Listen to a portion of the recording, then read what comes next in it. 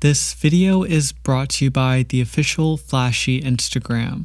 Follow Flashy Magazine for all things music, pop culture, and fashion.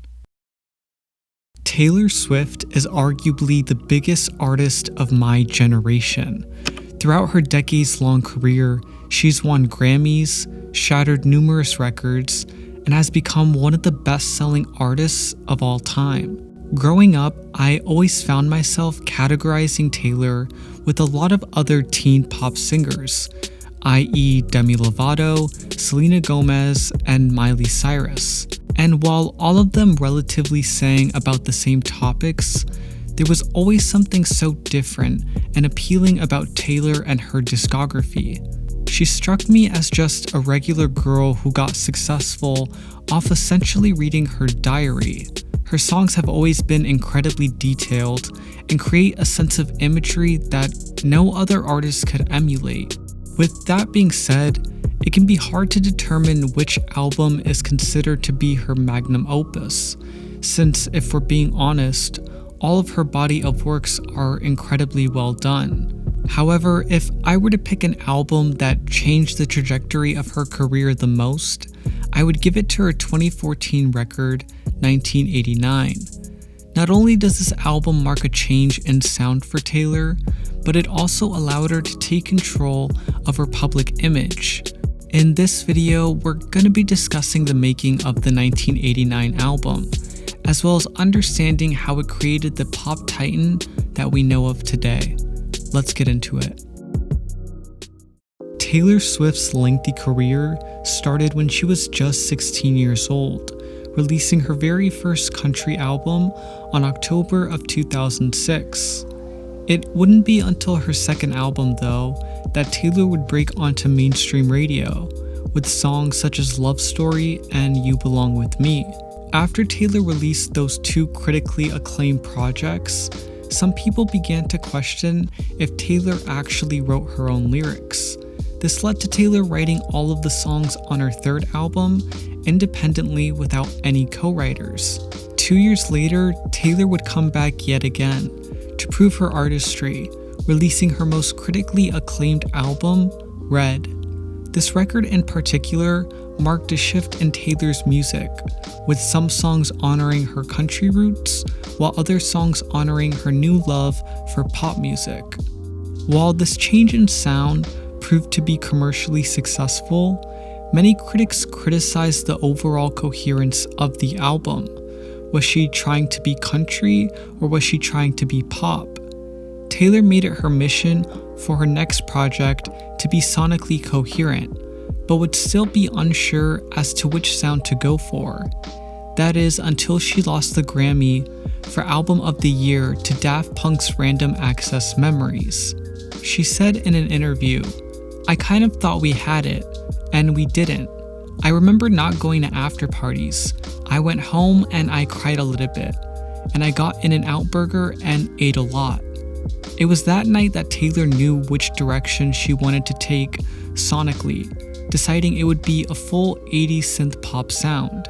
Despite being initially warned by her record label to remain in her country lane, Taylor was assertive in creating a project that she felt was authentic to her. She worked with powerhouse producers Jack Antonoff, Ryan Tedder, and Max Martin to create a project full of 80s pop hits.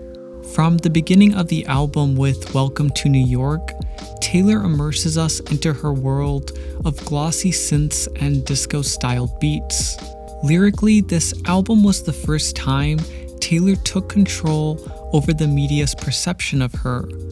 All throughout Taylor's career, it's not hard to see that the media unfairly painted her as this serial dater who was only really here to write about her exes.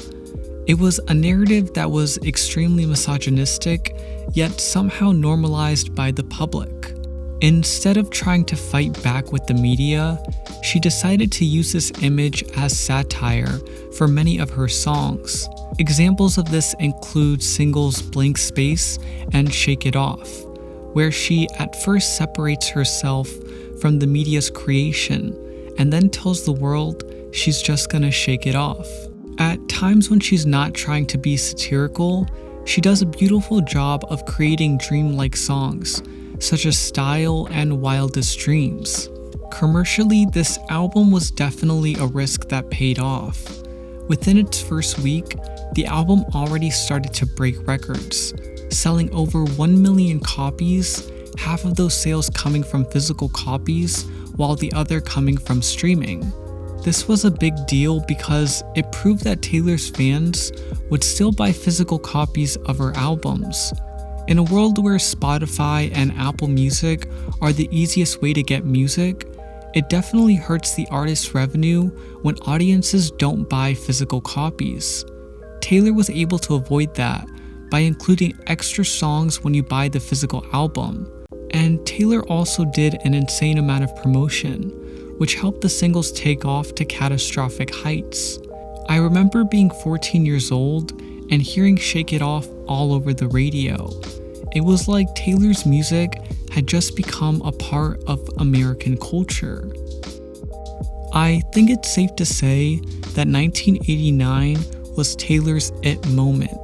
She proved that she was a songwriter first, and that she could adapt from making detailed country songs to fun, effective pop songs.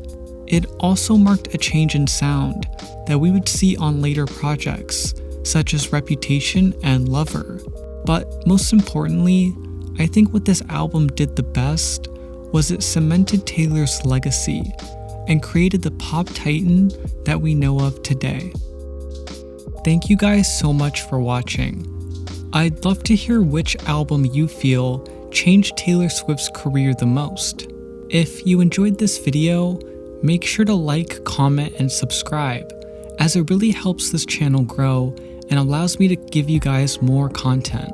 That's all I got for now. Thank you guys again for watching, and I'll catch you guys with the next video real soon.